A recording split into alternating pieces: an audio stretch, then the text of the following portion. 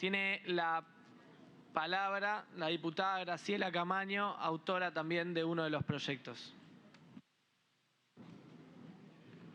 Gracias, presidente. En principio, poner en valor el trabajo que viene haciendo la presidencia de la Comisión de Ambiente en la figura de Leonardo Grosso y con el acompañamiento de los miembros.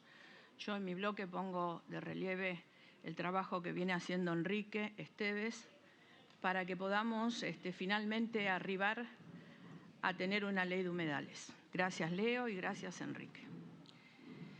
A ver, yo creo que nosotros hoy estamos frente al debate más trascendental. Recién lo hablaba con las chicas, con Miriam y con Romina, y le digo, esto es más importante que el presupuesto nacional. Y es más importante porque estamos hablando de un tema que es estratégico. El presupuesto es coyuntural. Esto es estratégico. Yo les quiero dar algunos numeritos con los cuales quiero convocarlos a un lugar para pensar esta ley. Porque si no, vamos a seguir escuchando que aparecemos como algunos que defienden, otros que no quieren, o algunos que no quieren que la gente produzca, etc. Miren, este es el mapa de la desertificación en la República Argentina. Se los muestro, esta es con una visión más abajo porque no sale la cámara. Ahí, de la que a mí me gusta, que es una visión de la Argentina oceánica, y este es de la Argentina continental. Como pueden observar, y a mí por lo menos esto me choquea, prácticamente todo es marrón. Cuando miran Uruguay, Paraguay, se ve un poco más de verde. Todo marrón. ¿Saben por qué? Porque Argentina tiene el 72% del territorio desertificado. Nosotros somos un país árido y semiárido. ¿Qué consecuencias trae la desertificación? Bueno, en principio les comento que en nuestro país afecta alrededor del 30% de la población. O sea, hay un 30% de los argentinos que sufren el proceso de desertificación que tiene la República Argentina, que tienen que abandonar sus tierras, que están sometidos a un proceso de pobreza, de marginalidad. Hay un desequilibrio territorial, ambiental. Esto afecta la calidad de vida de las personas. Por supuesto que sabemos cuáles son las causas. El sobrepastoreo, la deforestación, las prácticas de agricultura no sostenibles, los incendios repetitivos, la introducción de fauna exótica y de flora exótica, el uso del petróleo, el aumento de la producción ovina para explotación de la lana, el uso inadecuado del suelo y del agua y los eventos naturales extremos, como por ejemplo las erupciones volcánicas. También la insuficiencia tecnológica, porque por supuesto que el proceso de desertificación que sufre el planeta, otros países los pueden abordar de otras maneras.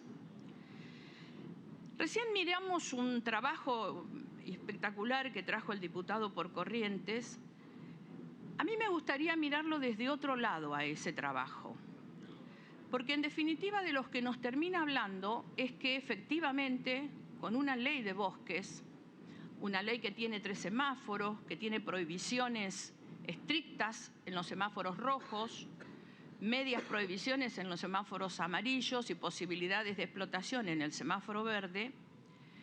Lo cierto es que el dato que nos tiene que llevar a mirar este tema como el trascendente, el tema ambiental, es que el 87% del parque chaqueño está deforestado. Es el segundo foco de deforestación en América del Sur. Primero viene la Amazonia, tanto que miramos para el lado del Amazonas, y después viene el bosque chaqueño.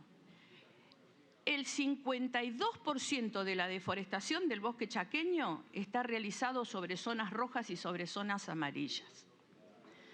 La semana pasada accedí al informe de la Organización Mundial de Meteorología. Esta tiene sede en Naciones Unidas.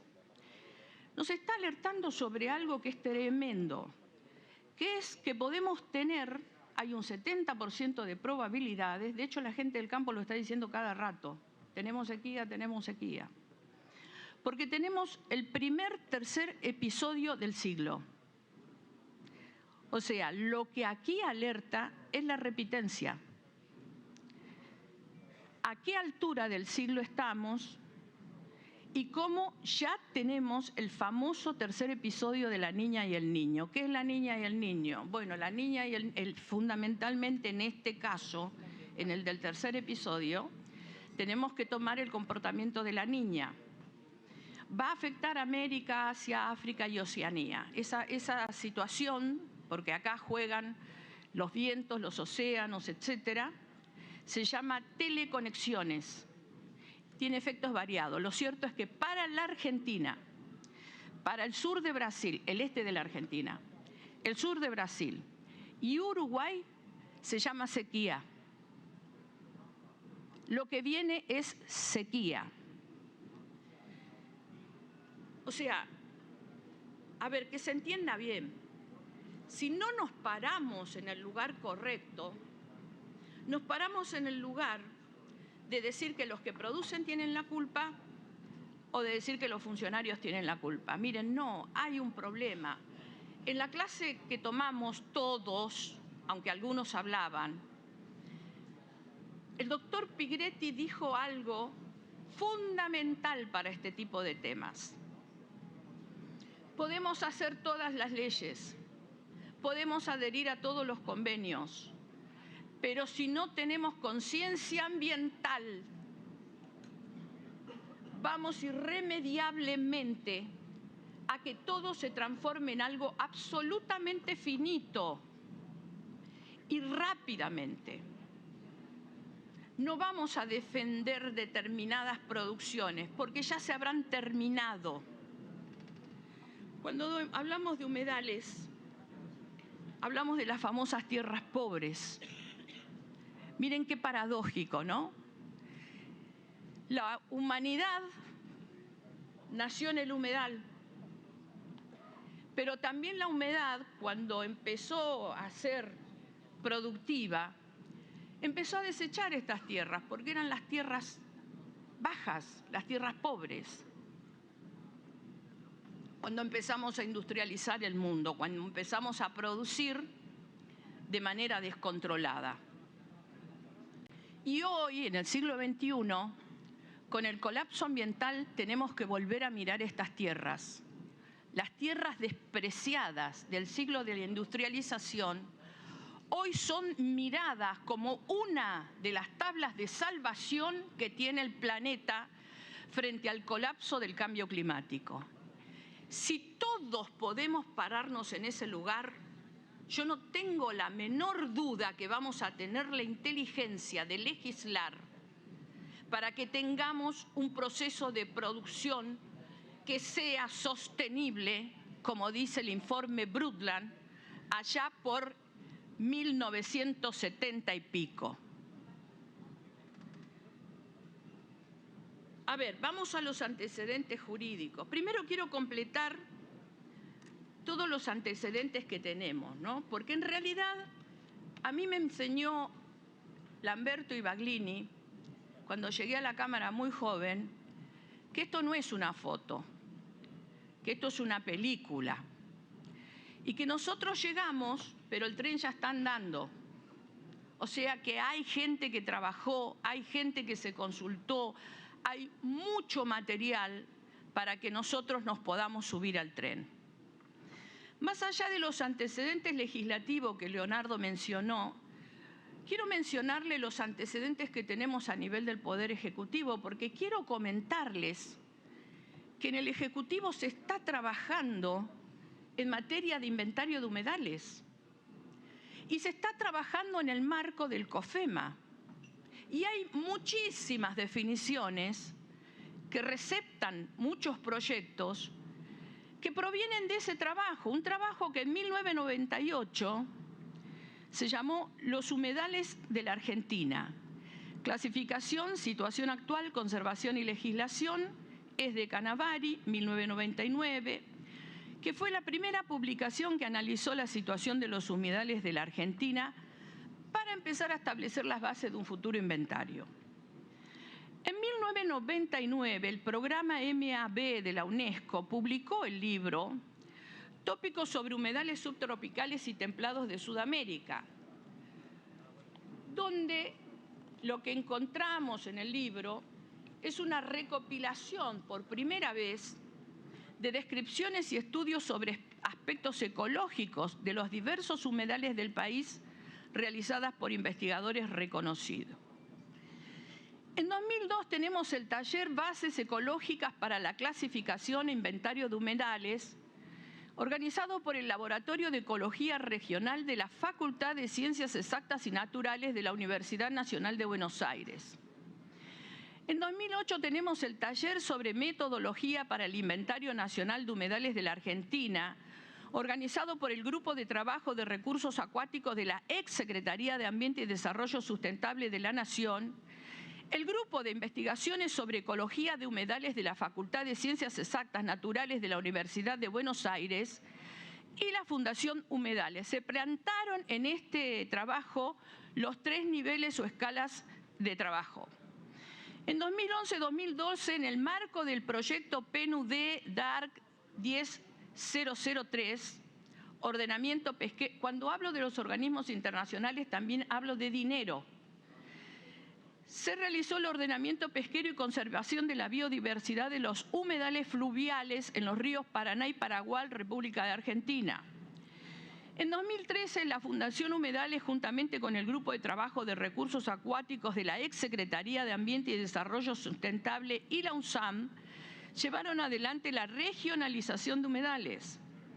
En 2016 tuvo lugar en la ciudad de Buenos Aires el taller Hacia un Inventario Nacional de Humedales, organizado por el Ministerio de Ambiente y Desarrollo Sustentable, con más de 60 especialistas. En 2016-2018 hubieron 3 ejercicios pilotos que abordaron el nivel de mayor detalle con situaciones ambientales contrastantes. En 2020, Inventario Nacional de Humedales, propuesta de marco conceptual y lineamientos metodológicos de la Universidad San Martín, la Secretaría de Ambiente y Desarrollo Sustentable y el Instituto de Investigaciones e Ingeniería Ambiental. ¿Qué quiero decir con esto? Este es el tren, que gracias a Dios funciona. Pobre nuestro país si este tren, el de los funcionarios públicos, el de los proyectos que están más allá de nosotros, que somos los inquilinos circunstanciales del poder, trabajan y hacen. De hecho, el diputado habló de los sitios Ramsar. Argentina tiene humedales. Argentina tiene los 23 sitios Ramsar, que son humedales internacionales.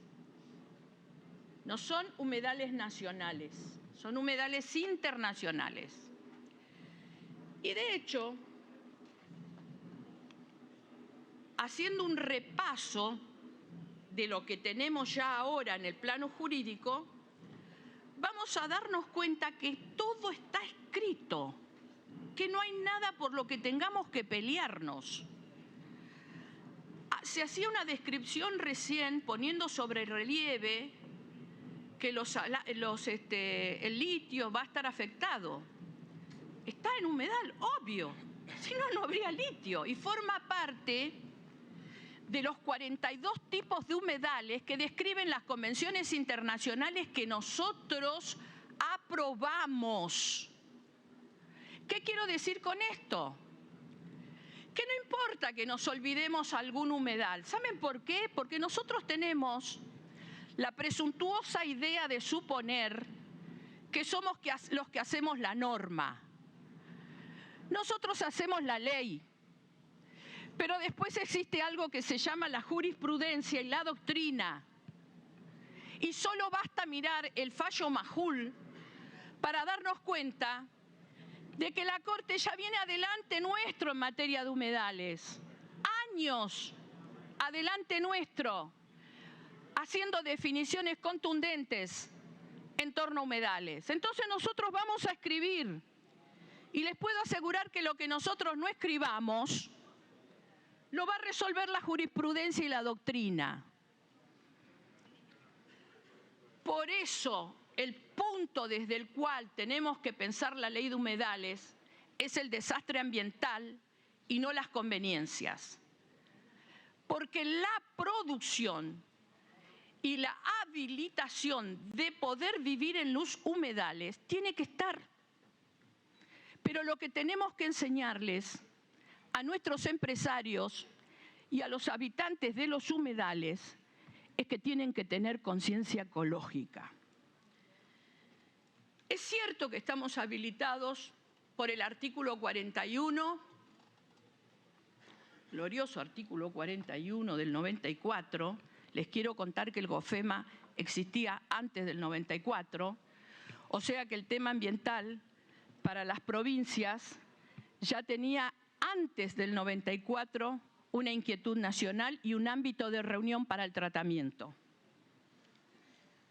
Es cierto que nos manda a hacer presupuestos mínimos y hay mucha jurisprudencia para leer y saber de qué se trata presupuestos mínimos, porque esto es una incorporación novedosa en el derecho administrativo que hizo el convencional del 94. Pero el artículo 41 se lee entero, no se lee solamente en la parte de los presupuestos mínimos. Y dice que todos los habitantes gozan del derecho a un ambiente sano. Esta es la garantía que nosotros le tenemos que dar a los habitantes de nuestro país. Equilibrado, apto para el desarrollo humano y para las actividades productivas. Y que tienen que satisfacer las necesidades presentes, señores, las presentes, y esto también forma parte de la maravillosa construcción del artículo 41, porque es uno de los pocos artículos que taxativamente nos habla sin comprometer las de las generaciones futuras. O sea que podemos usar, pero no podemos comprometer las generaciones futuras. Cuando la minera La Lumbrera nos dejó semejante pozo en la cordillera, sin ningún tipo de planeación de cómo sería su cierre, estaba afectando a las generaciones presentes y futuras. Digo, para las señores que ayer se dedicaron a mandar cartitas a los diputados diciendo que esta ley iba a impedir la producción. No, esta ley no va a impedir la producción. Esta ley lo que va a hacer es exigirles que produzcan de manera sustentable. La Argentina no es el lugar donde pueden venir y hacer cualquier cosa, llevarse nuestros recursos y dejarnos el desastre ambiental. Esto no lo hacen los países del primer mundo.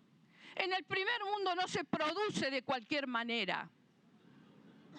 En el primer mundo, en el mundo civilizado, en el que todos queremos ser, en el mundo que consume más de lo que tiene que consumir, no se permiten este tipo de producciones. Y también dice cosas importantes que tenemos que subrayar el 41. El daño ambiental, dice el 41, genera prioritariamente la obligación de recomponer. Nadie puede seguir dañando los humedales sin pensar en cómo se recompone. Nadie puede seguir usando los humedales sin decirnos a todos los argentinos cómo lo va a recomponer. Porque estamos contestes que cuando se usa el ambiente nunca se vuelve al estado originario. Pero tenemos la obligación nosotros, los dirigentes políticos, de no mirar para el costado, de legislar y accionar para que exista un plan de recomposición y que ese plan de recomposición se cumpla. Por eso decimos que tiene que ser sostenible.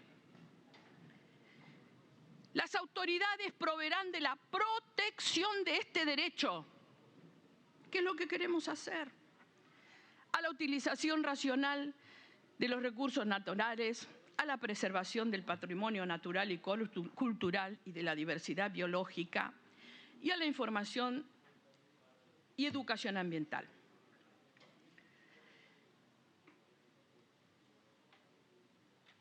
Y finalmente nos dice de qué manera tenemos que legislar. Pero todas estas atenciones que he leído con anterioridad deben contener los presupuestos mínimos para que las provincias acrecienten los presupuestos mínimos. Nadie discute el dominio de las provincias. En el 121 conservan todo el poder no delegado. ¿Cómo las vamos a discutir si fueron las que se juntaron a constituir esta nación? Además, el 124 tienen el dominio. Y acá también es bueno decir que hay un papel relevante en el derecho ambiental que juegan los municipios. Relevante el papel que juegan los municipios. Lo voy a dejar sentado porque si seguimos avanzando en el tratamiento de otras normas, tenemos que tener presente que el 5 y el 123 de la Constitución le otorga facultades a los municipios que tienen la gestión del tema ambiental. ¿Cómo se coordinan las relaciones normativas en un país federal? La Ley General del Ambiente lo dice, porque esa es la otra norma que deberíamos estudiar profundamente. Hay una coordinación política, es a través del COFEMA. Hay un pacto federal ambiental que está vinculado al compromiso de compatibilizar las legislaciones ambientales. Quiero señalar algunos principios de la Ley General de Ambiente. La supletoriedad, o sea, la ley no hace una derogación expresa y general a todas las leyes anteriores. Establece un marco de prioridad. El límite al ejercicio de los derechos individuales sobre los bienes. Aquí algo se mencionó. A ver, en materia ambiental es bueno que sepamos que el Código Civil, en el 240, dice claramente: el ejercicio de los derechos individuales sobre los bienes mencionados en la sección 1 y 2, los bienes, las propiedades, debe ser compatible con los derechos de incidencia colectiva. Hete aquí que el derecho al ambiente sano es un derecho de incidencia colectiva y por eso la justicia está actuando más rápido que nosotros. Y el tema de la jurisdicción, el 241 del Código Civil que nos dice: cualquiera sea la jurisdicción en que se ejerzan los derechos, debe respetarse la normativa sobre presupuestos mínimos que resulte aplicable. Voy, señor presidente, en mi alocución al derecho comparado. Bueno, como algunos otros temas en materia ambiental, tenemos la gloriosa cocarda de ser uno de los pocos países que no tenemos una ley en materia de humedales.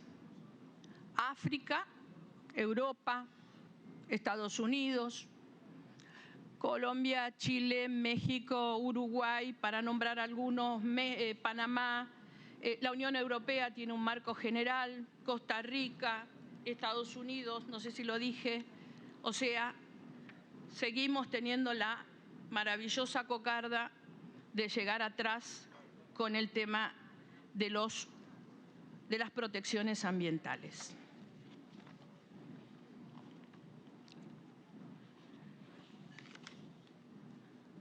Creo que he dicho todo, señor presidente. Lo único que me queda por terminar, a ver, tenemos la definición, tenemos definiciones generales que tenemos que tener, probablemente podamos tomar de base algún artículo, sentarnos a trabajar, poner las definiciones generales. Tenemos los objetos generales, los servicios ecosistémicos, tenemos el inventario. El inventario tiene que ser nacional, señor presidente, no puede ser provincial. Lo que tiene que ser provincial, a mí no me cabe la menor duda, es el ordenamiento territorial. A ver, ¿de qué estamos hablando? Estamos hablando de herramientas. O sea, son herramientas ambientales que ahí también estamos en mora. O sea, hay proyectos, pero lamentablemente no hemos ido avanzando para hacer una ley de las herramientas ambientales. La Corte lo tiene definido en un montón de fallos. Les quiero mencionar antes de concluir, señor presidente, porque en los antecedentes jurídicos omití mencionar las convenciones. Y este no es un tema menor, porque a la hora de juzgar en los tribunales se abre el abanico del derecho que se aplica. Y cuando los diputados y los senadores votaron convenciones, obviamente son de aplicación. La 24375 es nuestro convenio sobre diversidad biológica. Miren si no apalanca el tema humedales. La 24295 es nuestra ley, convención marco sobre cambio climático. La 24701 es la Convención de las Naciones Unidas de lucha contra la desertificación.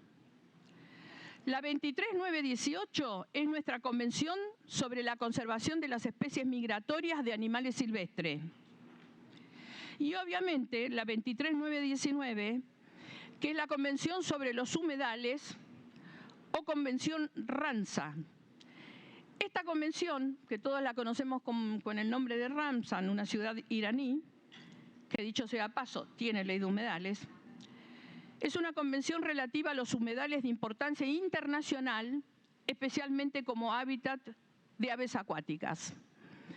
Lo que se quiso en 1971 en la ciudad de Ramsar, en Irán, las naciones del mundo, era proteger el hábitat de las aves. Porque, entre otras cosas, es lo que hacen los humedales.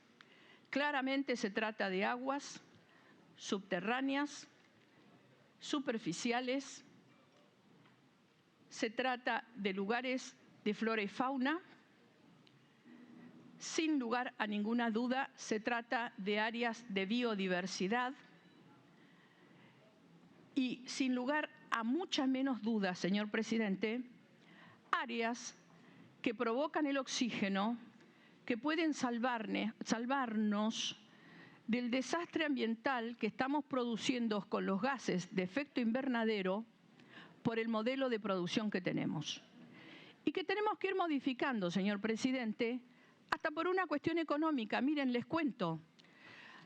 Aquellos que tenemos inclinación por lo del ambiente, me acuerdo cuando era jovencita, yo siempre decía a mis amigos, cuando se formaba la Unión Europea, los europeos tratan el tema ambiental para ponernos aranceles ambientales. Hoy eso es una realidad. Los europeos nos van a poner aranceles ambientales. No sea cosa que porque los políticos nos quedamos dormidos, después vengan los empresarios a pedirnos que le hagamos leyes que les permitan tener los sellos ambientales. Termino diciéndoles al sector productivo, nadie tiene intenciones de agarrar dos palitos para prender el fuego. De lo que tenemos que tener intenciones todos es de producir de manera sustentable y de respetar la legislación, los compromisos internacionales y el ambiente. Gracias, presidente.